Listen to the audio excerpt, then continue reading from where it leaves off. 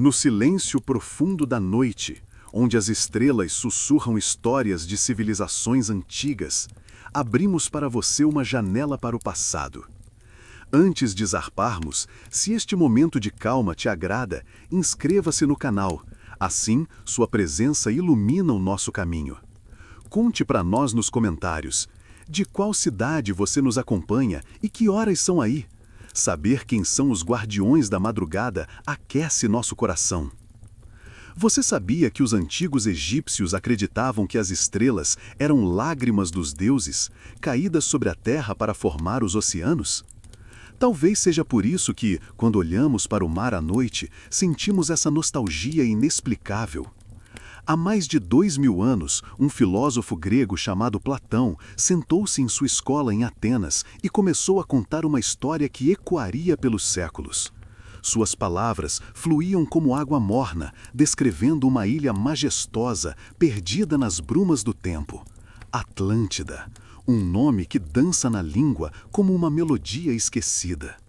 Imagine por um momento águas cristalinas refletindo templos de mármore branco, onde colunas douradas se erguiam em direção ao céu. Uma civilização tão avançada que suas naves navegavam não apenas pelos mares, mas também pelas correntes do conhecimento. Platão falava de uma terra onde a sabedoria e a prosperidade caminhavam de mãos dadas, como dois amantes eternos.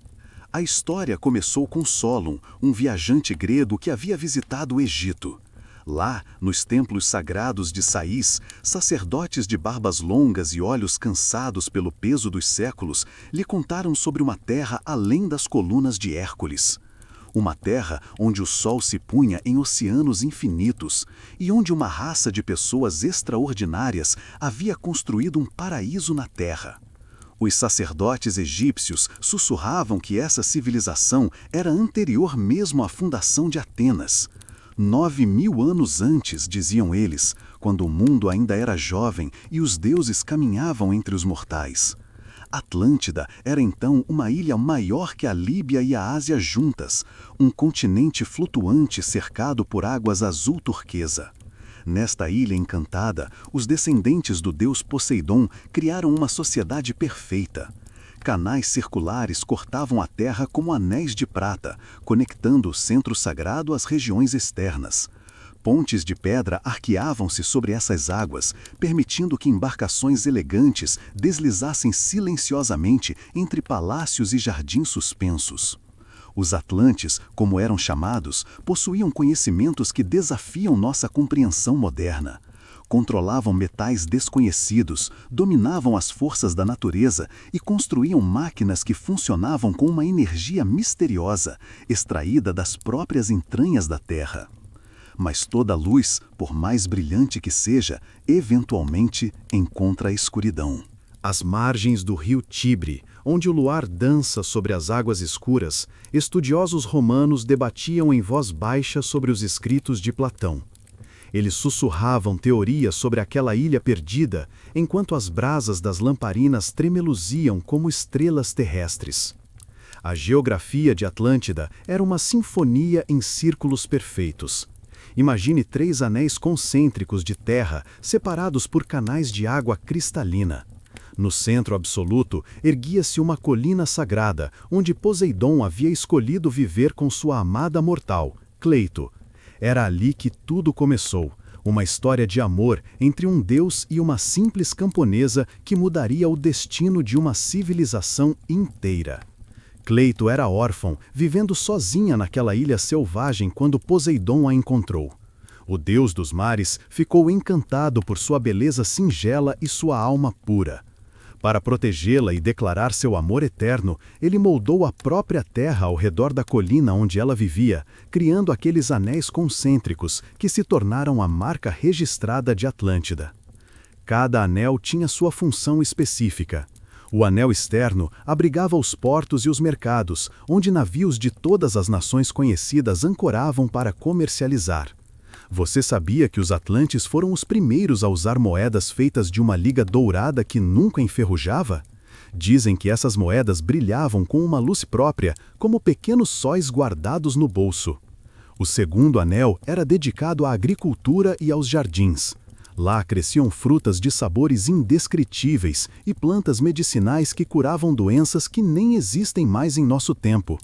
Fontes termais brotavam naturalmente do solo, criando banhos cujas águas tinham propriedades rejuvenescedoras. O anel mais interno era reservado à nobreza e aos templos. Palácios de mármore rosa se erguiam entre bosques sagrados, onde árvores centenárias sussurravam segredos antigos para quem soubesse escutar.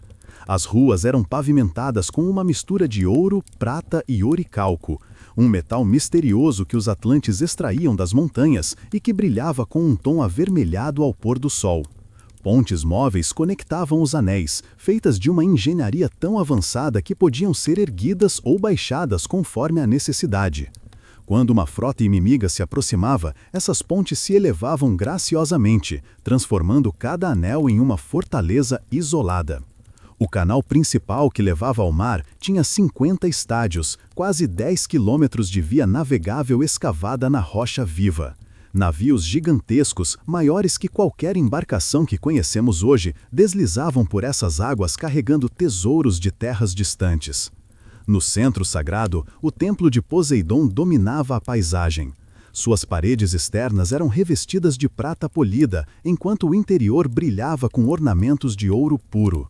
Ali dentro, uma estátua do deus tocava o teto com sua cabeça, tão majestosa que inspirava reverência mesmo nos corações mais duros. Era nesse templo que os reis de Atlântida se reuniam para governar, seguindo leis gravadas em uma coluna de oricalco pelo próprio Poseidon. Entre as páginas amareladas de manuscritos bizantinos, monges copistas registravam com cuidado reverente os detalhes sobre as leis atlantes. À luz de velas que gotejavam cera dourada, eles preservavam a memória de uma justiça que um dia foi perfeita.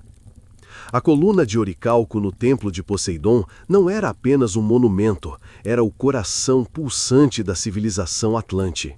Nela, gravadas com uma precisão que desafiava qualquer cinzelo humano, estavam inscritas as leis fundamentais que governariam a ilha por milênios. O metal avermelhado parecia vivo sob a luz das tochas, como se as palavras divinas respirassem através da matéria. Poseidon havia dividido Atlântida entre seus 10 filhos, criando uma confederação de reinos que funcionava como uma sinfonia harmoniosa. Cada filho recebeu uma porção da ilha e o título de rei, mas Atlas, o primogênito, tornou-se o imperador supremo. Era ele quem deu o nome à ilha e ao oceano que a cercava. As leis eram claras e sábias. Os 10 reis deveriam se reunir alternadamente a cada 5 ou 6 anos no templo central. Lá, realizavam rituais sagrados, que incluíam a caça cerimonial de um touro solto nos jardins do templo. Usando apenas porretes e laços, sem armas de metal, eles capturavam o animal escolhido pelos deuses. Você sabia que os atlantes acreditavam que o sangue do touro sagrado continha a sabedoria de Poseidon? Depois de sacrificar o animal sobre a coluna de oricalco, eles misturavam seu sangue com vinho em uma cratera dourada e bebiam juntos, selando assim sua união fraternal e sua lealdade às leis divinas. Durante essas cerimônias, os reis vestiam túnicas azul escuras, a cor do oceano profundo. Sentavam-se em círculo ao redor da coluna sagrada e apenas ali podiam julgar questões que envolvessem pena de morte ou exílio. A noite descia sobre a ilha enquanto eles deliberavam e disse-se que suas vozes ecoavam pelos canais como cantos ancestrais. As leis proibiam que qualquer rei fizesse guerra contra outro da confederação. Se surgissem conflitos, deveriam ser resolvidos através de debates pacíficos no templo sagrado. Essa regra manteve Atlântida em paz interna por séculos, permitindo que a civilização florescesse como um jardim protegido dos ventos da discórdia. Cada reino tinha sua especialidade. Alguns focavam na agricultura e criação de animais, produzindo alimentos de qualidade extraordinária. Outros se dedicavam à mineração, extraindo metais preciosos e aquele misterioso oricalco das montanhas vulcânicas. Havia ainda os reinos marítimos, cujas frotas exploravam oceanos distantes em busca de novos conhecimentos e terras. A justiça atlante era conhecida por sua imparcialidade. Juízes usavam máscaras douradas durante os julgamentos para garantir que suas decisões não fossem influenciadas pela aparência ou status social dos acusados. As punições eram proporcionais aos crimes e a reabilitação era sempre preferida à vingança. Escribas especializados registravam cada lei, cada decisão judicial, cada tratado em pergaminhos feitos de uma fibra vegetal especial que não se deteriorava com o tempo. Essas bibliotecas jurídicas eram consideradas tão sagradas quanto os próprios templos. Nos corredores silenciosos da grande biblioteca de Alexandria, eruditos árabes caminhavam entre estantes infinitas, procurando por referências àqueles textos atlantes que jamais amarelavam. Suas sandálias sussurravam sobre pisos de mármore polido, enquanto a lua filtrava sua luz prateada através de janelas altas. As bibliotecas de Atlântida eram mais que repositórios de conhecimento. Eram templos da sabedoria, onde cada pergaminho guardava segredos que nossa civilização ainda luta para compreender. Os atlantes haviam desenvolvido uma técnica única de preservação que tornava seus documentos praticamente destruíveis. O material era extraído de uma alga marinha especial que crescia apenas nas águas profundas ao redor da ilha. Depois de coletada durante as luas cheias, quando sua fibra estava mais resistente, a alga passava por um processo de tratamento que incluía banhos em águas termais mineralizadas e exposição controlada aos raios solares filtrados através de cristais especiais. O resultado era um pergaminho de cor levemente azulada, que não apenas resistia ao tempo, mas também repelia insetos e fungos. Mais impressionante ainda, esses pergaminhos eram capazes de regenerar pequenos danos sozinhos, como se possuíssem uma vida própria sutil.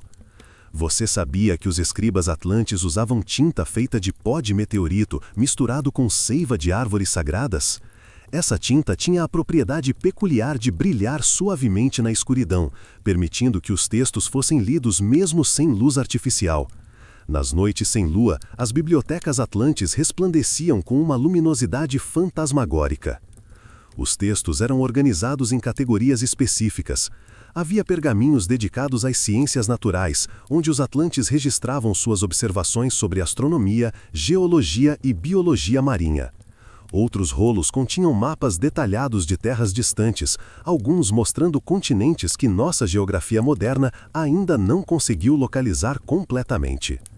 Uma seção especial era reservada aos pergaminhos proféticos, onde sacerdotes cientistas registravam visões e cálculos sobre o futuro.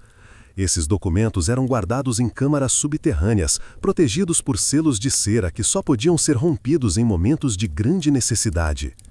As obras de medicina atlante eram particularmente avançadas.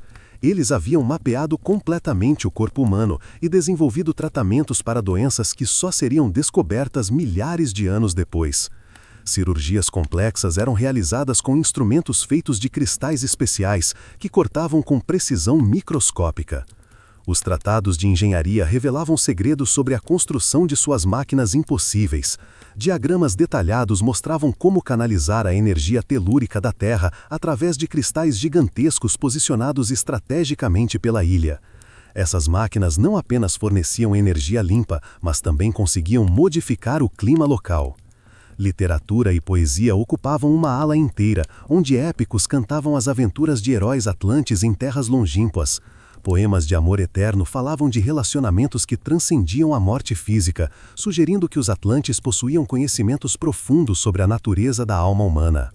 Mas talvez os pergaminhos mais misteriosos fossem aqueles que tratavam da comunicação com outras dimensões. Os atlantes afirmavam manter contato regular com seres de outros planos de existência, trocando conhecimentos e sabedoria através de rituais complexos. Nas torres observatórias da antiga Babilônia, astrônomos caldeus estudavam constelações estranhas que apareciam apenas sobre determinadas coordenadas oceânicas. Seus mapas celestes marcavam com símbolos dourados as posições onde diziam que o céu se abria como uma flor. Os Atlantes haviam descoberto algo que desafia nossa compreensão atual da realidade: a capacidade de abrir passagens temporárias entre dimensões. Esses portais não eram fantasias místicas, mas aplicações práticas de uma ciência que combinava cristalografia avançada, astronomia precisa e o que eles chamavam de geometria sagrada. O processo exigia a construção de estruturas circulares feitas de blocos de quartzo negro, dispostos segundo padrões matemáticos específicos.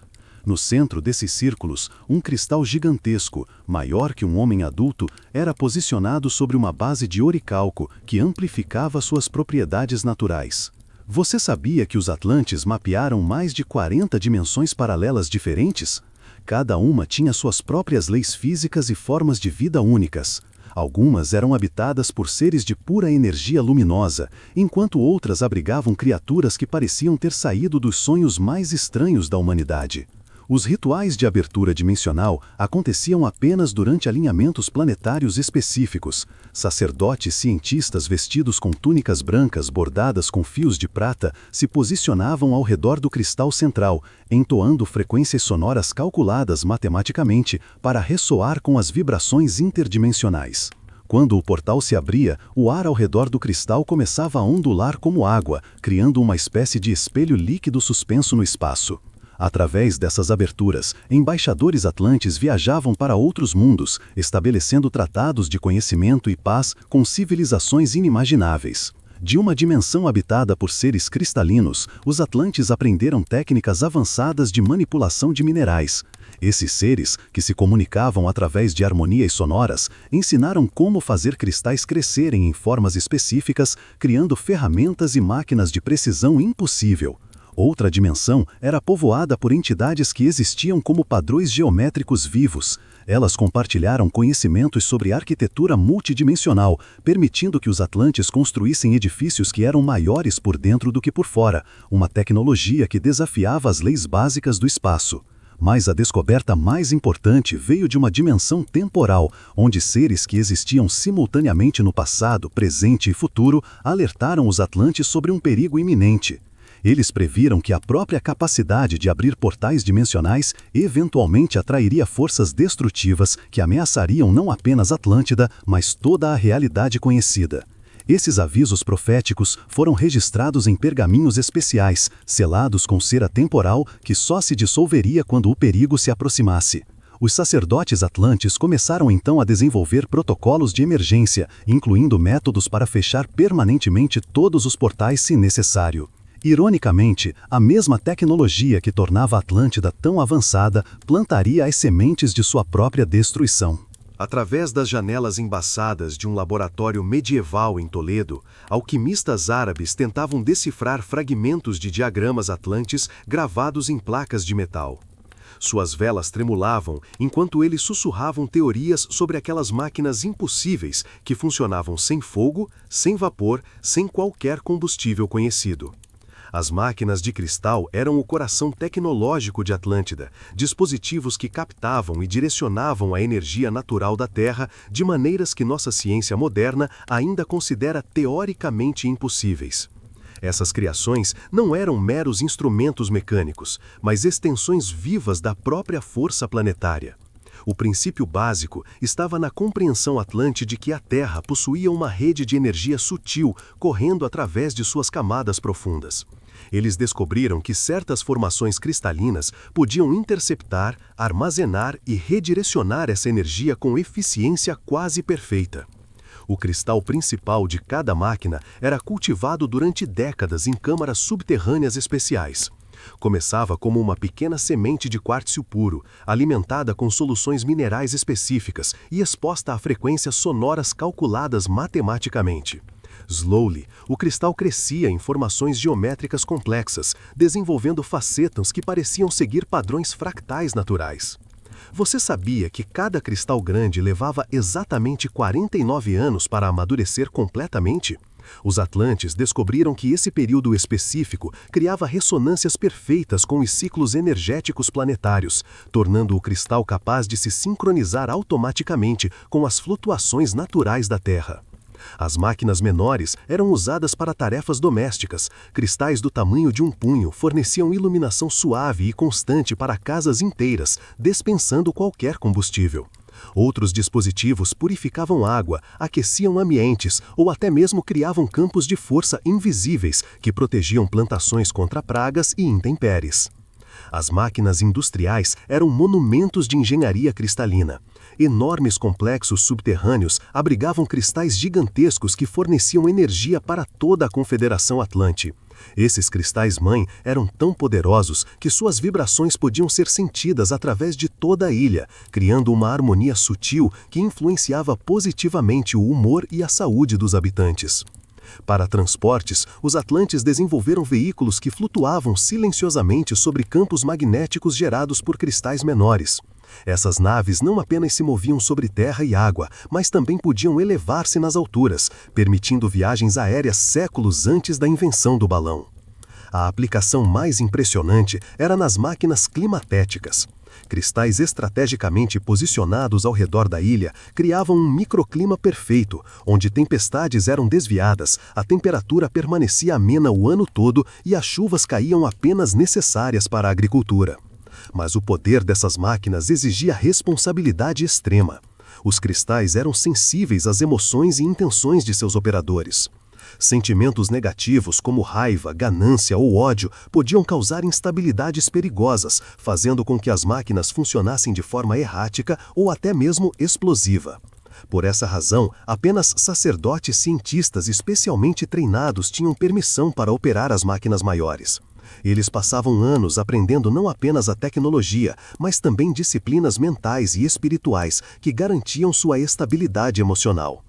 Esse sistema funcionou perfeitamente por milênios, até que mudanças sociais começaram a corromper a pureza de intenções necessária para o funcionamento seguro das máquinas. Sob a luz dourada de lampadários que nunca se apagavam, nas salas do palácio de Knossos, escribas minoicos copiavam lendas sobre uma época em que o próprio tempo parecia ter parado para contemplar a perfeição de uma civilização. Suas mãos tremiam ligeiramente enquanto registravam descrições de uma prosperidade que desafiava a imaginação. Durante quase 8.000 anos, Atlântida viveu em uma harmonia que poucos lugares na Terra jamais conheceram. Era uma época onde a sabedoria e a abundância caminhavam juntas, onde cada cidadão tinha não apenas suas necessidades atendidas, mas também oportunidades ilimitadas para desenvolver seus talentos únicos. A agricultura atlante produzia colheitas 3 vezes ao ano, graças ao controle climático cristalino e a técnicas de cultivo que enriqueciam o solo em vez de esgotá-lo.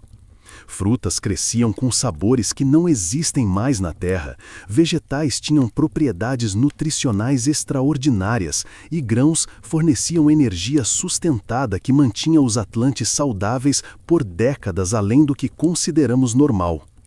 Você sabia que a expectativa de vida média em Atlântida era de aproximadamente 800 anos? Isso não era resultado apenas de medicina avançada, mas de um estilo de vida que incluía a exposição regular às energias curativas dos cristais, dietas baseadas em alimentos energeticamente puros e práticas mentais que mantinham corpo e espírito em equilíbrio perfeito. A educação era um processo contínuo que começava desde o nascimento. Crianças atlantes aprendiam não apenas conhecimentos práticos, mas também como perceber e trabalhar com energias sutis. Aos 10 anos, já conseguiam comunicar-se telepaticamente com animais e plantas. Aos 20, dominavam pelo menos 3 disciplinas diferentes, uma científica, uma artística e uma espiritual. A arte atlante alcançou níveis de beleza que transcendiam o meramente estético. Esculturas eram criadas com cristais especiais que emanavam harmonias musicais constantes. Pinturas usavam pigmentos que mudavam de cor conforme a luz e a estação do ano. A arquitetura incorporava proporções geométricas que induziam estados de paz e contemplação em todos que visitavam os edifícios. Não havia pobreza, pois a abundância de energia cristalina tornava desnecessário o acúmulo de bens materiais. Não havia doenças graves, pois os atlantes compreendiam as causas energéticas dos desequilíbrios físicos e os tratavam antes que se manifestassem como sintomas. Não havia guerras internas, pois os sistemas de comunicação telepática tornavam impossível sustentar mal-entendidos por muito tempo. O trabalho era visto como expressão criativa, não como obrigação. Cada pessoa encontrava sua vocação natural e a desenvolvia para benefício próprio e da comunidade. Engenheiros artistas criavam máquinas que eram também obras de arte. Fazendeiros poetas cantavam para suas plantas enquanto as cultivavam. Governantes filósofos tomavam decisões baseadas não apenas em lógica, mas também em intuição expandida. As estações do ano eram celebradas com festivais que duravam semanas, onde toda a população participava de danças cósmicas que sincronizavam os ritmos humanos com os ciclos planetários. Durante esses eventos, a ilha inteira vibrava em uma frequência harmônica única, criando estados coletivos de êxtase espiritual. Mas como todas as idades de ouro, esta também carregava dentro de si as sementes de sua própria transformação. Nas torres de vigilância que pontilhavam as montanhas atlantes, sentinelas notaram pela primeira vez pequenas irregularidades nos padrões de voo dos pássaros migratórios. Os animais pareciam evitar certas áreas da ilha, como se percebessem algo que os seres humanos ainda não conseguiam detectar. A transformação começou sutilmente, quase imperceptivelmente. Foi durante o reinado do 13º Atlas que os sacerdotes observadores registraram as primeiras anomalias nos cristais menores. Nada dramático, apenas flutuações mínimas em suas frequências, tão pequenas que passariam despercebidas para olhos menos treinados. Os relatórios iniciais foram arquivados como curiosidades científicas. Talvez fosse apenas uma variação natural nos ciclos energéticos planetários. Talvez alguma influência astronômica desconhecida. Os conselheiros reais tranquilizaram a população, assegurando que tudo estava sob controle. Mas os sinais continuaram aparecendo. Plantas sagradas em alguns templos começaram a murchar sem razão aparente. Fontes termais que jorravam há milênios mudaram ligeiramente de temperatura. Pequenos tremores que nunca existiam antes começaram a balançar suavemente os edifícios durante a madrugada. Você sabia que os atlantes possuíam uma rede de comunicação telepática que conectava toda a população? Era através dessa rede que os primeiros rumores sobre estranhos sonhos proféticos começaram a se espalhar. Centenas de pessoas relatavam visões similares, ondas gigantescas engolindo a ilha, cristais rachando como vidro e uma escuridão profunda descendo sobre o mundo. Os sacerdotes cientistas intensificaram suas pesquisas. Expedições foram enviadas para verificar os cristais principais que forneciam energia para toda a confederação. O que encontraram foi perturbador. Pequenas fissuras, quase microscópicas, começavam a aparecer nas estruturas cristalinas mais antigas.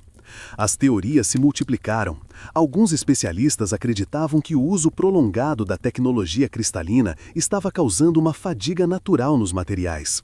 Outros suspeitavam que as experiências com portais dimensionais haviam criado instabilidades no tecido da realidade local. Uma facção crescente de sacerdotes começou a propor que o problema era espiritual, não tecnológico. Eles argumentavam que a prosperidade excessiva havia tornado muitos atlantes complacentes, fazendo-os perder a reverência e disciplina mental necessárias para manter a harmonia com as forças naturais.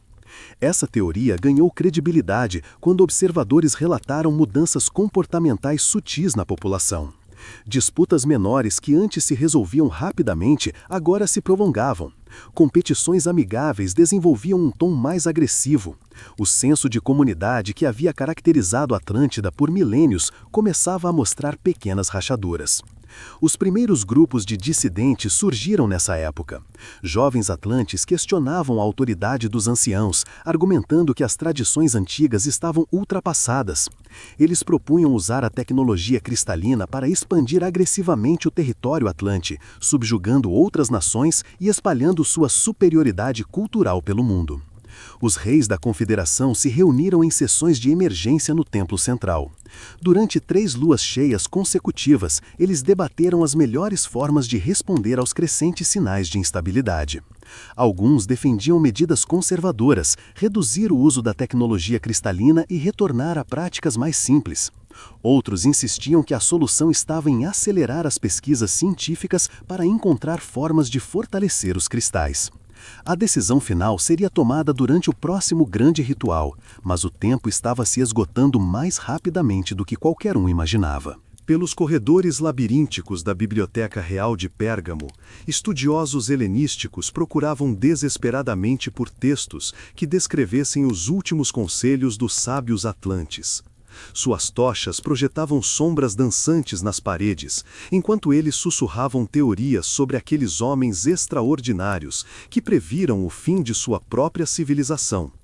Quando as anomalias cristalinas se tornaram impossíveis de ignorar, o Conselho dos Anciãos convocou uma reunião extraordinária. 21 dos sábios mais respeitados de toda a Confederação Atlante se dirigiram ao templo central, carregando consigo pergaminhos contendo séculos de observações e profecias. O mais velho entre eles era Metatron, um homem de mais de 1000 anos, cuja sabedoria era lendária mesmo entre os Atlantes. Seus olhos, que haviam presenciado a construção dos primeiros cristais gigantescos, agora refletiam uma tristeza profunda. Ele foi o primeiro a falar quando o conselho se reuniu ao redor da coluna de oricalco. O que temíamos há tanto tempo finalmente chegou, disse ele com voz que ecoava pelos corredores sagrados. Os cristais não estão apenas fatigados, eles estão rejeitando nossa presença. A terra mesma está nos expulsando. Outros sábios apresentaram suas descobertas. As dimensões paralelas que antes acolhiam embaixadores atlantes agora fechavam seus portais abruptamente. Seres de outras realidades enviavam mensagens urgentes, alertando que a ressonância harmônica estava se desfazendo e que forças caóticas antigas estavam despertando. Você sabia que os atlantes possuíam um dispositivo chamado Espelho do Tempo que permitia vislumbrar eventos futuros prováveis? Quando os sábios consultaram esse artefato durante o conselho, todas as visões convergiram para o mesmo resultado terrível. Em poucos anos, talvez décadas, Atlântida seria completamente destruída por forças que eles mesmos haviam desencadeado. A causa raiz do problema estava na arrogância crescente de muitos atlantes. Gerações de prosperidade haviam criado uma elite que se considerava superior aos próprios deuses. Alguns grupos secretos experimentavam com tecnologias proibidas, tentando criar cristais artificiais mais poderosos que os naturais. Essas experiências irresponsáveis estavam causando ruído na rede energética planetária. Como instrumentos musicais desafinados em uma orquestra sinfônica, os cristais artificiais criavam dissonâncias que se propagavam através de toda a estrutura cristalina da ilha. O conselho chegou a uma conclusão dolorosa. Para salvar o mundo de uma catástrofe ainda maior, Atlântida teria que ser sacrificada. Os sábios desenvolveram um plano desesperado para preservar pelo menos parte de sua civilização através de uma evacuação cuidadosamente orquestrada. Grupos de atlantes selecionados seriam enviados para terras distantes, carregando conhecimentos essenciais e sementes de cristais purificados. Eles se estabeleceriam discretamente entre outras culturas, influenciando-as sutilmente para preparar a humanidade para uma futura reunificação dos conhecimentos atlantes. O plano incluía a construção de monumentos codificados em várias partes do mundo, estruturas que pareceriam simples para civilizações primitivas, mas que conteriam informações cruciais para futuras gerações capazes de decifrá-las. Metatron assumiu a responsabilidade mais terrível, permanecer na ilha para supervisionar o desligamento controlado dos cristais principais. Ele sabia que esse processo provavelmente custaria sua vida, mas era o único com conhecimento suficiente para garantir que a destruição de Atlântida não causasse um colapso energético planetário. Com lágrimas nos olhos, o Conselho dos Anciãos aprovou o plano por unanimidade.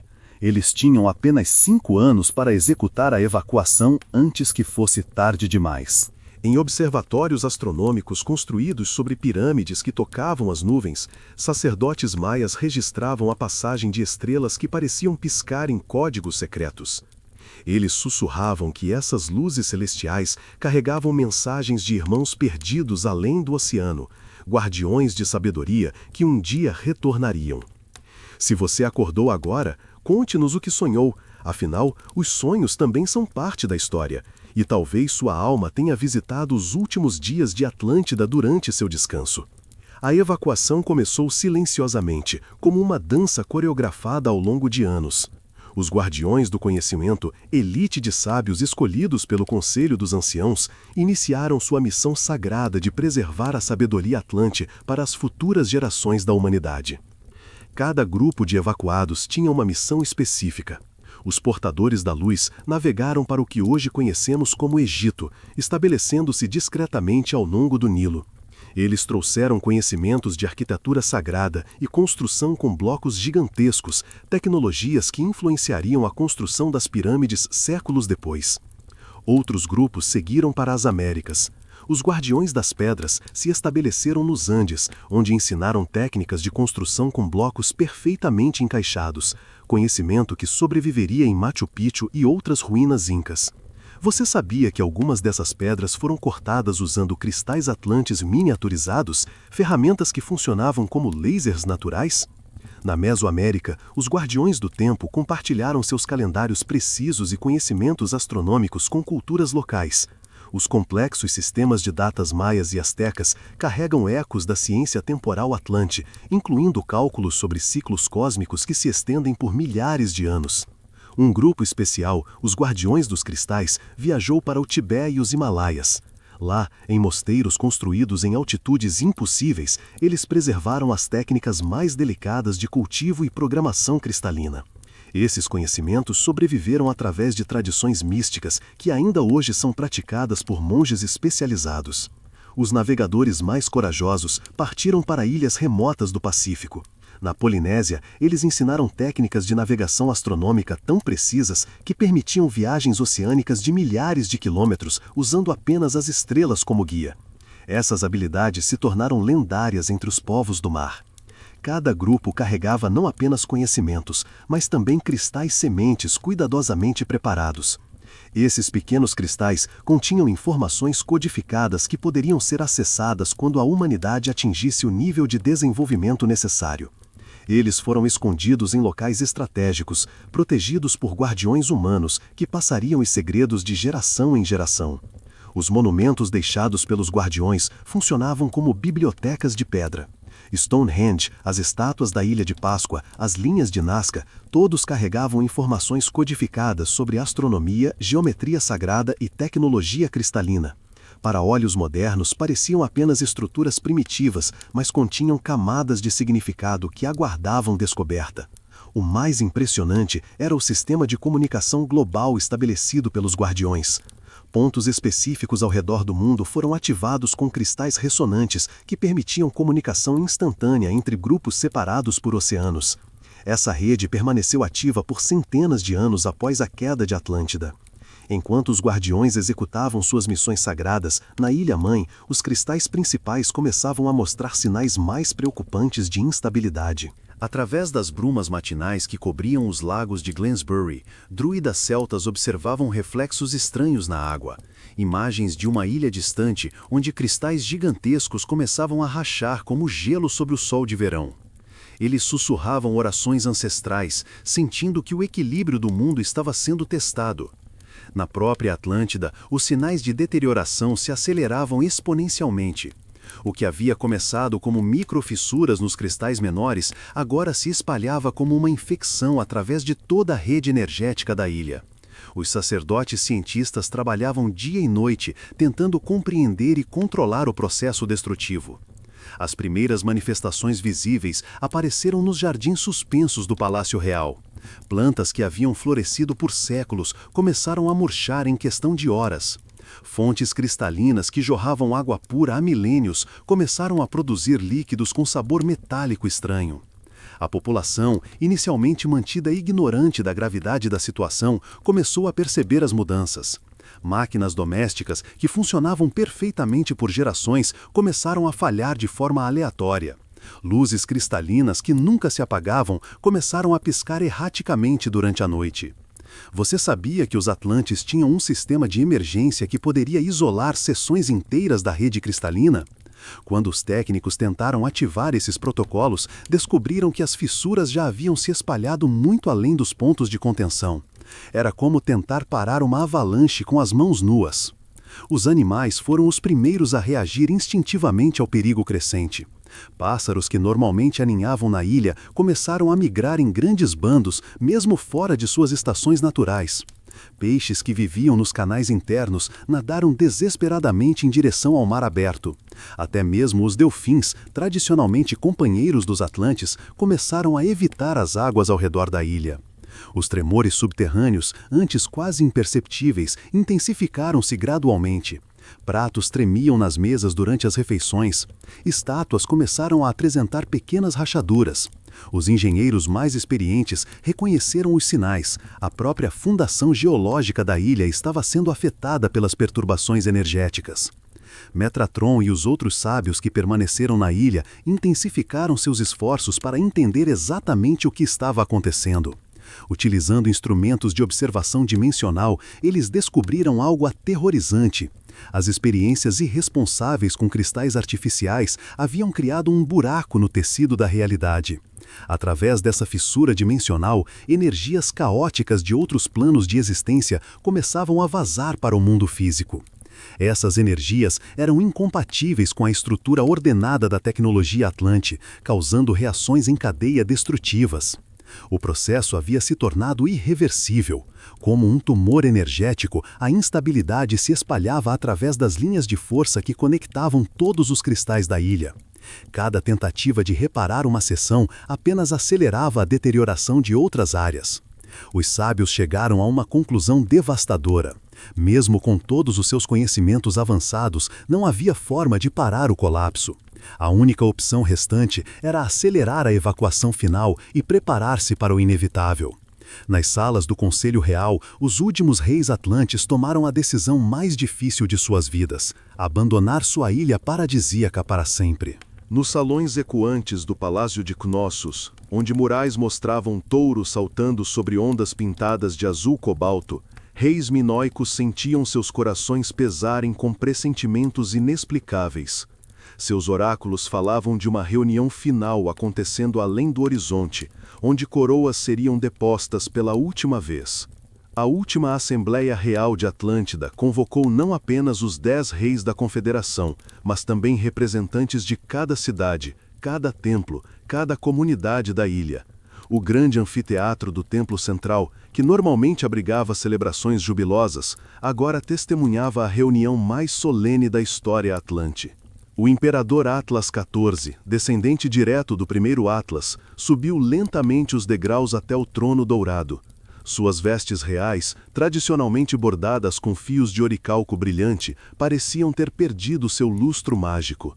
Até mesmo a coroa ancestral, feita do mais puro cristal atlante, mostrava pequenas fissuras que refletiam a fragmentação de tudo que ela representava.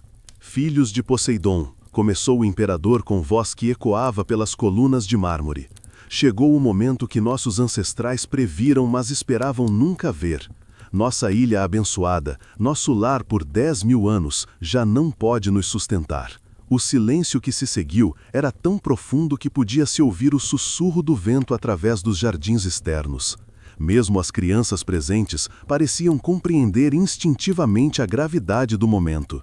Cada um dos 10 reis se levantou para falar, relatando a situação em seus domínios. O rei das Terras do Norte informou sobre o colapso de 3 centros de energia cristalina. A rainha das Ilhas Orientais descreveu como as correntes oceânicas estavam mudando drasticamente, afetando a navegação e a pesca. Você sabia que durante essa assembleia final, os atlantes realizaram um ritual chamado a Despedida das Águas? Cada família presente derramou uma gota de água de suas fontes domésticas em uma urna sagrada, simbolizando que levariam a essência de Atlântida para onde quer que fossem. Os preparativos para a evacuação final foram discutidos em detalhes. Frotas inteiras de navios já estavam sendo construídas em estaleiros secretos, usando madeiras especiais tratadas com resinas cristalinas para resistir às longas viagens oceânicas. Esses navios não eram apenas embarcações, mas verdadeiras arcas do conhecimento, projetadas para preservar bibliotecas inteiras, laboratórios portáteis e até mesmo jardins hidropônicos. A Assembleia decidiu que a evacuação seria escalonada ao longo de 2 anos. As famílias com crianças partiriam primeiro, seguidas pelos artesãos e acadêmicos. Os sacerdotes, cientistas e a guarda real permaneceriam até o final, garantindo que todos os protocolos de segurança fossem seguidos. Uma das decisões mais dolorosas foi sobre o que levar e o que deixar para trás. Tesouros artísticos que levaram séculos para serem criados teriam que ser abandonados. Laboratórios com experimentos de décadas seriam perdidos para sempre. Jardins cultivados por gerações voltariam ao estado selvagem. Mas alguns itens eram inegociáveis. Os cristais mestres menores seriam cuidadosamente removidos e transportados para estabelecer novos centros de energia em terras distantes. As bibliotecas mais importantes seriam copiadas completamente. As sementes de plantas especiais seriam preservadas para replantio em novos lares. Quando a Assembleia finalmente se encerrou, ao nascer do sol, cada pessoa presente sabia que estava vivenciando o fim de uma era dourada, que jamais retornaria. Nas docas de portos fenícios, onde mercadores contavam moedas à luz de lamparinas de bronze, marinheiros sussurravam sobre frotas fantasmagóricas avistadas no horizonte durante tempestades. Navios de design impossível, diziam eles, carregando refugiados de uma terra que o mar havia começado a reclamar. O êxodo começou numa manhã de primavera, quando as primeiras famílias atlantes caminharam lentamente em direção aos portos. Cada pessoa carregava apenas o essencial: alguns pertences pessoais, sementes preciosas, pequenos cristais de proteção e memórias de um lar que jamais reveriam. As embarcações eram obras-primas da engenharia naval atlante. Construídas com madeiras impregnadas de essências cristalinas, elas brilhavam suavemente sobre a luz solar e eram capazes de navegar tanto na superfície quanto parcialmente submersas durante tempestades. Os cascos eram reforçados com fibras metálicas flexíveis que tornavam os navios praticamente indestrutíveis. Capitães escolhidos dentre os navegadores mais experientes receberam mapas detalhados de terras distantes, marcados com correntes oceânicas favoráveis e pontos de referência astronômica. Cada frota tinha um destino específico.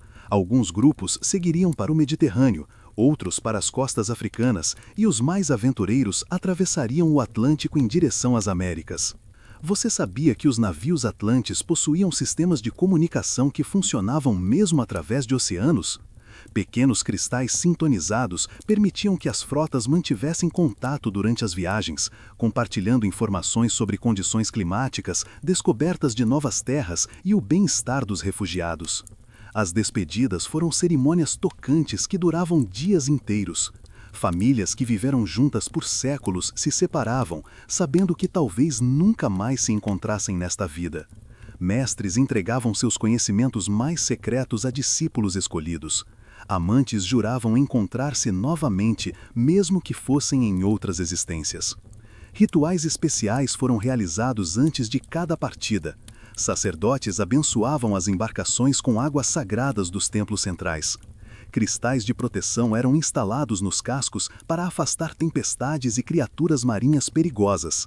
Mapas astrais eram gravados em placas de metal para garantir navegação precisa, mesmo quando as estrelas estivessem ocultas. As crianças, naturalmente adaptáveis, tratavam a partida como uma grande aventura. Elas corriam pelos converses, explorando compartimentos secretos e fazendo amizade com golfinhos que seguiam as frotas. Para elas, o conceito de perda permanente ainda não tinha significado completo. Os adultos carregavam o peso emocional da situação. Muitos passavam horas na proa dos navios, olhando para trás enquanto a Atlântida desaparecia gradualmente no horizonte. Alguns juravam que podiam sentir a dor da própria ilha através da conexão telepática que todos os atlantes compartilhavam. À medida que as frotas se dispersavam pelos oceanos, levavam consigo não apenas pessoas, mas a própria alma de uma civilização. Em seus porões, cuidadosamente preservados, viajavam as sementes do conhecimento que um dia floresceriam novamente em terras distantes. Os navegadores mais experientes relatavam fenômenos estranhos durante as viagens. Luzes misteriosas dançando sobre as águas, como se a própria Atlântida estivesse enviando mensagens de despedida para seus filhos exilados. Enquanto isso, na Ilha-Mãe, aqueles que permaneceram continuavam seus preparativos finais. Entre as ruínas fumegantes da Biblioteca de Alexandria, muito tempo depois, escribas coptas encontrariam fragmentos de pergaminhos descrevendo homens extraordinários que escolheram ficar para trás. Eles os chamavam de os Sentinelas do Fim, guardiões que preferiram morrer com sua civilização a viver sem ela. Cerca de 1000 atlantes permaneceram na ilha durante os meses finais. Eram principalmente sacerdotes cientistas, engenheiros especializados em cristais e membros da Guarda Real que juraram proteger Atlântida até o último momento. Entre eles estava Metatron, agora com mais de 1200 anos, cujos olhos haviam presenciado toda a Idade Dourada e agora testemunhariam seu fim. Suas tarefas eram simultaneamente técnicas e espirituais. Precisavam desligar cuidadosamente os cristais gigantescos que forneciam energia para a ilha, fazendo-o de forma gradual para evitar uma explosão catastrófica que poderia criar tsunamis devastadores em terras distantes. Era um trabalho delicado que exigia precisão absoluta e coragem inabalável. Os últimos guardiões dividiram-se em equipes especializadas. Algumas se dedicavam a preservar os conhecimentos mais secretos, gravando informações cruciais em placas de metal indestrutível que seriam escondidas em câmaras subterrâneas. Outras trabalhavam dia e noite para neutralizar tecnologias perigosas que não podiam ser evacuadas.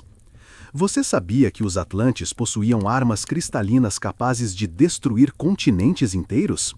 Durante os últimos meses, uma equipe especial trabalhou para desativar completamente esses dispositivos, garantindo que jamais pudessem ser usados por civilizações futuras que não tivessem a sabedoria necessária para manejá-los responsavelmente. O trabalho era fisicamente extenuante e emocionalmente devastador. Cada cristal desligado representava séculos de conhecimento e tradição se apagando para sempre. Máquinas que haviam funcionado perfeitamente por milênios eram desmontadas peça por peça, seus componentes mais perigosos sendo dissolvidos em ácidos especiais. À medida que os sistemas de energia eram desativados, a própria ilha começava a mudar. Jardins suspensos que desafiavam a gravidade lentamente retornavam ao nível do solo. Fontes cristalinas que jorravam água pura há eras começaram a secar.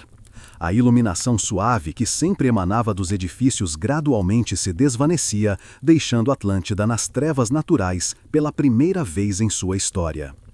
Os últimos guardiões desenvolveram rituais especiais para lidar com a magnitude emocional de sua tarefa. Todas as noites, reuniam-se no templo central para meditar coletivamente, enviando pensamentos de amor e gratidão para a ilha que os abrigara por tanto tempo. Essas sessões também serviam para manter todos conectados espiritualmente durante o processo de despedida. Metatron assumiu a responsabilidade de supervisionar o desligamento final dos cristais mestres. Ele sabia que essa tarefa provavelmente custaria sua vida, pois os cristais principais estavam tão instáveis que qualquer perturbação poderia causar uma liberação massiva de energia. Mas alguém precisava estar presente para garantir que o processo fosse controlado. Nas últimas semanas, fenômenos estranhos começaram a aparecer ao redor da ilha. Luzes auroras dançavam no céu mesmo durante o dia. O próprio oceano parecia reagir às perturbações energéticas, criando ondas que brilhavam com fosforescência sobrenatural. Era como se a Terra inteira estivesse se preparando para testemunhar o fim de uma era. Nos templos subterrâneos do Antigo Egito, muito antes das pirâmides serem construídas, sacerdotes de Thoth registravam em hieróglifos secretos os sinais celestiais que precederam a grande catástrofe. Eles falavam de ventos que sopravam de direções impossíveis e de águas que ferviam sem fogo. As forças primordiais que haviam dormido nas profundezas da Terra por eras geológicas começaram a despertar, perturbadas pelos desequilíbrios energéticos causados pela tecnologia cristalina instável. Era como se Atlântida, em seus experimentos com poder além da compreensão humana, tivesse cutucado entidades cósmicas que preferiam permanecer adormecidas. Os primeiros sinais apareceram no próprio clima. Padrões meteorológicos que haviam sido estáveis por milênios começaram a se tornar erráticos e imprevisíveis. Tempestades se formavam instantaneamente em céus claros, apenas para se dissolverem minutos depois. Ventos circulares apareciam do nada, criando redemoinhos que dançavam sobre a superfície dos canais como espíritos invisíveis. As águas ao redor da ilha começaram a exibir comportamentos impossíveis. Marés que deveriam subir desciam inexplicavelmente. Correntes oceânicas mudavam de direção sem razão aparente. Mais perturbador ainda, a própria água começou a mostrar propriedades físicas alteradas. Algumas áreas se tornaram densas como mel, enquanto outras perderam viscosidade completamente. Você sabia que os Atlantes registraram temperaturas oceânicas variando de quase congelamento a fervura em questão de horas? Essa instabilidade térmica criava massas de vapor que subiam da superfície do mar como fantasmas aquáticos, formando nuvens com formatos grotescos que pareciam faces de criaturas antediluvianas. As forças marinhas exibiram comportamentos que desafiavam sua natureza conhecida. Peixes de águas profundas começaram a aparecer na superfície, seus corpos bioluminescentes criando espetáculos de luz íris durante as noites. Baleias mudaram suas rotas migratórias, convergindo para águas ao redor de Atlântida como se fossem atraídas por alguma força magnética desconhecida. Nas profundezas oceânicas, sensores cristalinos detectaram movimentos sísmicos que não seguiam padrões geológicos normais. As vibrações tinham frequências regulares, quase como se alguma coisa gigantesca estivesse respirando nas camadas tectônicas mais profundas. Geólogos atlantes relataram que essas respirações estavam se tornando mais frequentes e intensas. A própria gravidade começou a mostrar flutuações localizadas. Objetos pesados ocasionalmente flutuavam por alguns segundos antes de cair abruptamente. A água de fontes começou a fluir para cima em certas áreas, criando cachoeiras invertidas que desafiavam toda a lógica física conhecida. Os últimos guardiões trabalhavam em condições cada vez mais perigosas. Alguns cristais começaram a levitar espontaneamente, girando no ar enquanto emitiam harmonias discordantes que causavam dores de cabeça e desorientação. Outros se fragmentavam explosivamente sem aviso, liberando rajadas de energia que deixavam marcas permanentes em paredes de pedra sólida. Metatron e seus colegas reconheceram que estavam lidando com forças que transcendiam a ciência atlante tradicional. Eles suspeitavam que as experiências dimensionais irresponsáveis haviam criado vazamentos entre realidades, permitindo que energias caóticas de outros planos de existência contaminassem o mundo físico. A situação estava se deteriorando muito mais rapidamente do que qualquer projeção havia previsto. As estimativas originais de alguns anos para a evacuação completa agora pareciam otimistas demais. Se as tendências atuais continuassem, Atlântida poderia se tornar completamente inabitável em questão de meses. Era hora de acelerar todos os protocolos de emergência e preparar-se para o inevitável confronto final com forças além da compreensão humana. Sob abóbodas estreladas de observatórios caldeus, astrônomos da Mesopotâmia registravam com mãos trêmulas uma conjunção planetária impossível que apareceu subitamente nos céus. Planetas que deveriam estar em posições completamente diferentes se alinharam em uma configuração que seus cálculos diziam ser impossível, como se o próprio cosmos estivesse reagindo a eventos terrestres. A noite final chegou sem aviso prévio. Metatron e os últimos guardiões haviam calculado que ainda teriam semanas para completar os protocolos de desligamento, mas as forças despertadas nas profundezas da Terra não respeitaram cronogramas humanos. O colapso final começou durante a 3ª hora após o pôr do sol, quando uma vibração profunda começou a emergir das entranhas da ilha.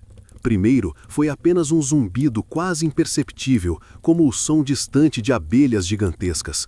Mas rapidamente intensificou-se até tornar-se um rugido ensurdecedor que fazia os próprios ossos vibrarem. Era o som de cristais gigantescos rachando simultaneamente nas profundezas, liberando energias acumuladas durante milênios. As primeiras explosões vieram dos laboratórios subterrâneos onde os cristais artificiais experimentais estavam armazenados. Pilares de luz vermelha e dourada explodiram através do solo, criando geysers de energia pura que se elevavam centenas de metros no ar antes de se dissiparem em cascatas de faíscas luminosas. Você sabia que a energia liberada pelos cristais atlantes em colapso era tanta que criou auroras artificiais que foram visíveis até mesmo na África e Europa? Navegadores em mares distantes relataram ver o céu inteiro iluminar-se com cores impossíveis, como se os próprios deuses estivessem travando uma batalha cósmica. Os edifícios começaram a tremer violentamente. Estruturas que haviam resistido a terremotos por milênios balançavam como bambus ao vento. Estátuas centenárias tombaram de seus pedestais, fragmentando-se contra pisos de mármore que rachavam como gelo fino. Metatron correu em direção ao templo central, sabendo que tinha apenas minutos para completar o protocolo de emergência que salvaria outras partes do mundo de destruição similar. Seus pés descalços golpeavam pedras que começavam a brilhar com calor interno, enquanto fissuras luminosas se espalhavam pelas paredes como veias de fogo. No templo, o cristal mestre principal, uma formação do tamanho de uma casa que havia fornecido energia para toda a Atlântida, começou a pulsar erraticamente. Sua superfície mostrava padrões de luz que se moviam como líquido, às vezes formando símbolos reconhecíveis, outras vezes criando geometrias que machucavam os olhos de quem olhava diretamente. Os outros guardiões se reuniram ao redor de Metatron no momento final. Juntos, eles colocaram suas mãos sobre pequenos cristais de controle que ainda funcionavam, canalizando suas próprias energias vitais para estabilizar o cristal mestre por tempo suficiente para um desligamento controlado. O ar ao redor deles começou a ondular como água, criando distorções visuais que faziam o templo parecer estar submerso. Objetos começaram a flutuar aleatoriamente, ignorando gravidade. A própria realidade parecia estar se desfazendo nos limites de seus tecidos. Metatron gritou as palavras finais do protocolo de emergência, sua voz quase perdida no rugido crescente das forças elementais. Com um último esforço sobre-humano, ele direcionou toda a energia restante dos cristais para criar uma implosão controlada em vez de uma explosão descontrolada. A luz que se seguiu foi mais brilhante que 1000 sóis, mas durou apenas 1 segundo. Quando desapareceu, o silêncio que tomou seu lugar era mais ensurdecedor que qualquer ruído. Nas águas turbulentas do Mediterrâneo, pescadores fenícios puxavam suas redes e encontravam peixes mortos com escamas que brilhavam como estrelas moribundas. Eles sussurravam preces antigas, sabendo instintivamente que algo fundamental havia mudado no equilíbrio do mundo, como se o próprio oceano estivesse de luto. O mergulho final de Atlântida não foi um colapso súbito, mas uma dança lenta e majestosa com as profundezas. Depois da implosão controlada do cristal mestre, a ilha inteira começou a afundar gradualmente, como se a terra estivesse gentilmente reclamando sua filha pródiga. Primeiro foram os distritos externos, onde os canais começaram a transbordar não com água do mar, mas com uma substância luminescente que parecia ser água e luz misturadas. Essa substância única subia através do solo, emergindo de fontes que nunca existiram antes, criando lagos temporários que refletiam não o céu acima, mas paisagens de outras dimensões. Os edifícios não desabaram, eles simplesmente começaram a afundar no solo que se tornara líquido como areia movediça. Palácios inteiros deslizaram graciosamente para baixo, mantendo sua integridade arquitetônica enquanto desapareciam centímetro por centímetro. Era como assistir a uma cidade inteira sendo delicadamente engolida por uma terra que havia se tornado oceano. Você sabia que muitos atlantes relataram sentir uma estranha sensação de paz durante esses momentos finais? Apesar do terror da situação, havia algo quase hipnótico no processo, como se a própria ilha estivesse cantando uma canção de ninar para acalmar seus últimos habitantes. As árvores ancestrais dos jardins sagrados foram as últimas a submergir. Suas copas permaneceram visíveis acima da superfície por horas após o restante da vegetação ter desaparecido, criando uma floresta fantasmagórica, emergindo de águas que brilhavam com fosforescência sobrenatural. Criaturas marinhas começaram a aparecer nas ruas alagadas, não peixes comuns, mas seres que pareciam feitos de água cristalina e luz lunar. Eles dançavam entre os últimos pilares emergentes, como se estivessem celebrando o retorno da Terra ao domínio do oceano. Os poucos guardiões que sobreviveram à implosão do templo central encontraram-se em uma situação surreal. Eles caminhavam por ruas submersas, onde ainda podiam respirar, protegidos por bolhas de ar que se formavam espontaneamente ao redor deles. Era como se Poseidon estivesse concedendo algumas horas finais de graça para que pudessem testemunhar adequadamente o fim de sua criação. Nas profundezas crescentes, as estruturas atlantes começaram a se transformar. O mármore branco lentamente assumiu tons azulados. O ouro perdeu seu brilho metálico, tornando-se translúcido como âmbar líquido. Os próprios materiais estavam se adaptando a seu novo ambiente aquático. Bibliotecas inteiras flutuavam em suspensão nas águas luminosas, seus pergaminhos se desenrolando graciosamente como algas marinhas. Os textos não se deterioraram, em vez disso, as palavras pareciam se libertar do papel, flutuando como símbolos vivos que dançavam nas correntes subaquáticas. À medida que as últimas torres desapareciam sob as ondas, um fenômeno extraordinário ocorreu. Em vez da escuridão esperada, as profundezas começaram a brilhar com uma luz própria, como se Atlântida estivesse se transformando em uma constelação submersa. O oceano havia reclamado sua filha, mas não para destruí-la, para preservá-la em uma forma diferente, onde permaneceria intocada pela passagem do tempo. Em cavernas sagradas do Tibete, onde monges preservam manuscritos em línguas esquecidas, ventilações naturais carregam sussurros que parecem vir de muito longe. Os guardiões das escrituras antigas falam de vozes que ecoam através dos séculos, mensagens de uma civilização perdida que ainda tenta se comunicar com o mundo da superfície. Após o mergulho final de Atlântida, ondas de energia sutil se espalharam pelo planeta como ondulações invisíveis em um lago cósmico. Essas ondas não carregavam destruição, mas memórias, fragmentos de conhecimento atlante que se infiltraram nos sonhos e intuições de povos distantes. Os primeiros a sentirem esses ecos foram os guardiões do conhecimento que haviam evacuado anos antes. Embora separados por oceanos de sua terra natal, eles relataram experiências simultâneas de visões e sonhos vívidos na noite do colapso. Era como se a consciência coletiva de Atlântida estivesse se fragmentando e se redistribuindo através dos seus filhos exilados. No Egito, os descendentes atlantes que se estabeleceram ao longo do Nilo começaram a receber inspirações súbitas sobre arquitetura monumental. Em uma única geração, passaram de construtores simples para mestres capazes de erguer pirâmides que desafiariam a compreensão da humanidade por milênios. Os conhecimentos fluíam através deles como água encontrando seu caminho. Você sabia que muitas das revelações científicas da antiguidade foram, na verdade, memórias atlantes ressurgindo através de mentes receptivas? Matemáticos gregos que descobriram princípios geométricos complexos, astrônomos babilônicos que mapearam movimentos celestiais com precisão impossível e engenheiros romanos que construíram aquedutos duradouros, todos canalizaram ecos de sabedoria atlante. Na América, povos indígenas começaram a construir estruturas megalíticas sem treinamento aparente em engenharia avançada. Machu Picchu, as linhas de Nazca e as cabeças da Ilha de Páscoa emergiram de inspirações que seus criadores descreviam como sonhos enviados pelos deuses das águas profundas. Os cristais sementes plantados pelos guardiões começaram a ativar-se lentamente, influenciando o desenvolvimento de civilizações locais de formas sutis mais profundas.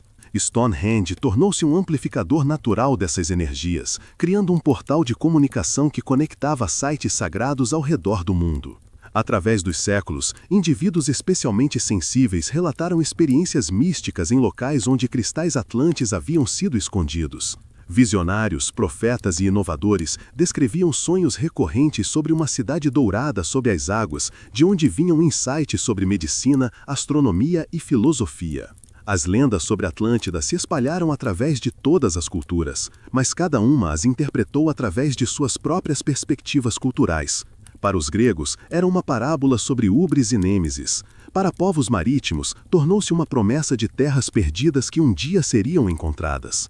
Para culturas agrícolas, representava um paraíso onde a harmonia entre humanidade e natureza havia sido alcançada. Filósofos e místicos de diferentes épocas relataram experiências de comunhão atlante, estados alterados de consciência onde pareciam acessar bibliotecas submersas de conhecimento. Esses episódios frequentemente resultavam em avançados significativos em arte, ciência ou espiritualidade. Mesmo em tempos modernos, oceanógrafos e arqueólogos marítimos ocasionalmente relatam descobertas anômalas em profundezas oceânicas, estruturas que não se encaixam em padrões geológicos conhecidos, artefatos feitos de materiais não identificados e gravações de sons subaquáticos que seguem padrões quase musicais.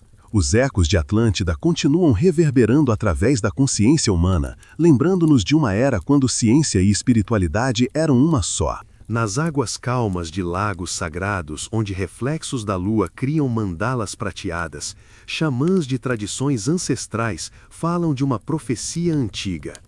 Eles sussurram que quando a humanidade estiver pronta para reunir novamente ciência e sabedoria, os guardiões das profundezas emergirão para ensinar os caminhos esquecidos da harmonia planetária. As profecias atlantes, preservadas em fragmentos através de culturas diversas, convergem em uma promessa comum. A Atlântida não foi perdida para sempre, mas transformada. A civilização dourada aguarda em um estado de suspensão temporal nas profundezas oceânicas, preservada até que a humanidade evolua suficientemente para receber novamente seus conhecimentos sem repetir os erros do passado. Diferentes tradições descrevem essa promessa de formas únicas, mas complementares. Textos tibetanos falam de Shambhala aquática, uma cidade submersa que se revelará quando os corações humanos estiverem livres de ganância e guerra. Lendas celtas mencionam Avalon retornando das brumas, trazendo cura para um mundo ferido. Você sabia que muitas tradições místicas incluem práticas específicas para preparar o retorno? Meditações voltadas para a purificação planetária, rituais de harmonização com energias oceânicas e técnicas de comunicação telepática que supostamente permitem contato com consciências atlantes preservadas? Visionários modernos relatam sonhos recorrentes sobre cidades cristalinas emergindo lentamente das profundezas oceânicas. Nesses sonhos, seres de sabedoria antiga oferecem tecnologias limpas que trabalham em harmonia com a natureza, métodos de cura que tratam corpo e espírito como unidade e sistemas sociais baseados em cooperação em vez de competição. Algumas interpretações sugerem que o retorno não será físico, mas consciencial. À medida que a humanidade desperta para a necessidade urgente de equilibrar progresso tecnológico com responsabilidade ecológica, memórias atlantes adormecidas em nossa consciência coletiva começarão a ressurgir naturalmente. Sinais desse despertar já aparecem em movimentos contemporâneos. O interesse crescente em energias renováveis ecoa a tecnologia cristalina atlante. Práticas de medicina integrativa refletem a abordagem holística atlante à cura, e o movimento ambientalista ressoa com os valores de harmonia planetária que caracterizaram a Idade Dourada. Pesquisadores esotéricos propõem que certas descobertas científicas recentes, cristais programáveis, comunicação quântica instantânea e tecnologias que utilizam frequências sonoras para a cura são lembranças de conhecimentos atlantes ressurgindo através de mentes preparadas. A profecia mais intrigante sugere que os próprios atlantes, ou suas consciências preservadas, começarão a se manifestar quando a humanidade demonstrar estar pronta. Isso não aconteceria através de uma invasão ou conquista, mas através de um reconhecimento mútuo entre almas antigas finalmente reencontrando-se após milênios de separação. Centros energéticos ao redor do mundo, lugares onde cristais atlantes foram escondidos, relatam atividade crescente. Sensitivos descrevem acordes sendo tocados em frequências que ressoam através de continentes, como se uma sinfonia antiga estivesse lentamente retomando sua melodia após uma pausa milenar. O retorno de Atlântida pode não ser um evento, mas um processo gradual de reintegração da sabedoria perdida na consciência humana. Cada ato de compaixão, cada descoberta que honra a natureza, cada momento de harmonia entre povos diferentes pode ser um passo em direção à renovação da aliança dourada entre humanidade e terra. E assim fechamos o livro do tempo, deixando você nos braços da escuridão suave. Talvez, nesta noite, uma civilização antiga visite seus sonhos e sussurre: durma bem, guardião da memória. Nas profundezas mais silenciosas do oceano, onde a pressão da água cria cristais de gelo que nunca derretem, Atlântida permanece em seu sono milenar. Suas torres douradas agora brilham com uma luz azul esverdeada, como estrelas submersas pulsando no ritmo lento das marés cósmicas. Os peixes que nadam entre suas ruínas preservadas carregam em suas escamas reflexos de conhecimentos antigos. Baleias que passam por ali cantam melodias que ecoam as harmonias cristalinas de uma era perdida. É como se toda a vida marinha tivesse se tornado guardiã involuntária da sabedoria atlante. Mergulhadores ocasionais que se aventuram nas profundezas certas relatam visões de cidades fantasmagóricas brilhando nas trevas abissais.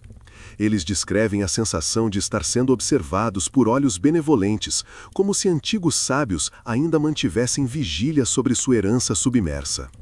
Você sabia que alguns navegadores afirmam ouvir cantos impossíveis emergindo das profundezas durante noites de lua cheia?